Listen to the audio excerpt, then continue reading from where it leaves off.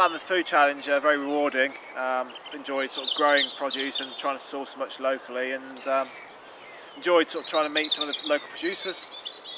In terms of growing, last year was my first year growing, and I didn't get as good a yields as I was hoping, but had some very rewarding things. We grew some leeks, some radishes, potatoes, which were lovely, parsnips, lots of green veg, which all did well. So it's all a learning curve, and some lettuce. Yeah, it's all a learning curve, but very rewarding. And how about buying local?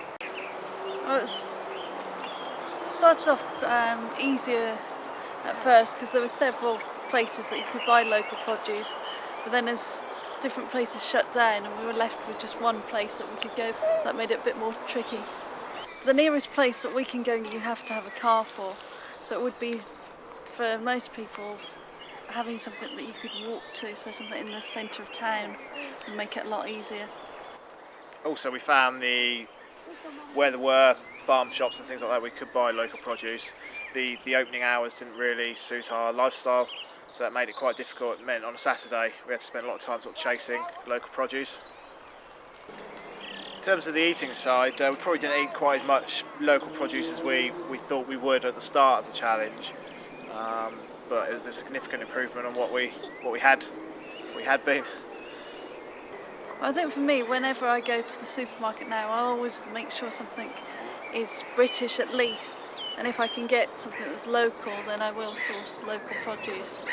I have been more aware of food miles and where my food actually comes from now. We're certainly eating a lot more fresh produce, either from within Hampshire or just within the country.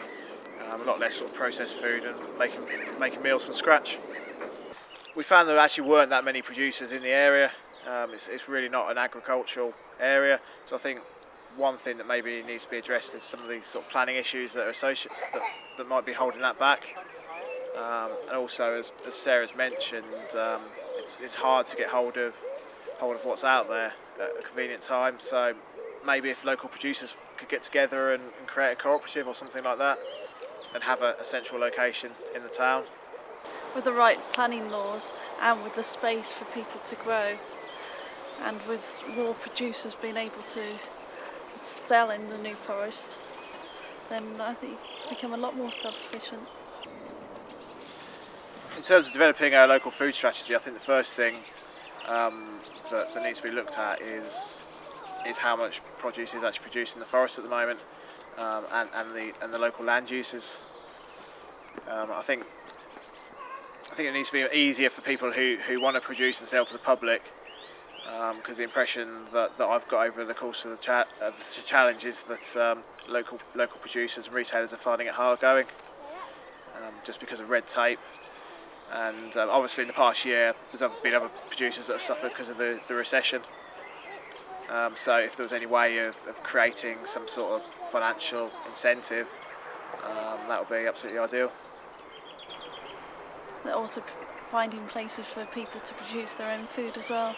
So the allotment list is very long, and I think it takes several years to get an allotment, and with lots of people like ourselves living in flats, it makes it difficult to produce your own food. In the future, we would love to be homeowners, or at least landowners with a bit of land, not a farm, but just enough to grow a significant proportion of our produce ourselves. And it would be nice to be able to think that we'll be able to source other stuff from local producers rather than being reliant on supermarkets.